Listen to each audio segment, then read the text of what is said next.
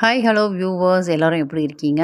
தொடர்ந்து ஒரு 5 நாள் வந்து 1 நாள் லீவ் போட்டு 5 நாள் லீவு அப்படிங்கிற மாரி வந்திருக்கோம். ஸோ எல்லாருமே வந்து வெக்கேஷனுக்கு ஏதாவது ஒரு ஊருக்கு போயிருப்பீங்க.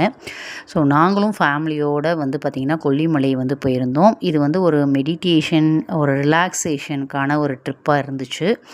ஸோ விடிகாலம்புற கிளம்பி ஒரு 2-3 மணி போல் கொல்லிமலைக்கு வந்து ரீச் ஆயாச்சு. அங்கே போயிட்டு டென்ட்டு ஸ்டே, அதுக்கப்புறம் ஃபால்ஸில் குளியல், அப்புறம் ஆர்கானிக் ஃபுட்டு, அப்புறம் ட்ரெக்கிங், மெடிடேஷன், யோகாசனாஸ் இதை மாதிரி வந்து சூப்பராக போச்சு எங்களுக்கு. ஸோ அதனால் கொலுவில் வந்து பார்த்திங்கன்னா சுவாமியெல்லாம் படுக்க வச்சுட்டு போயாச்சு. இப்போ தான் கொஞ்சம் கொஞ்சமாக வந்து கொலுவெல்லாம் வந்து எடுத்து வச்சுட்ருக்கோம்.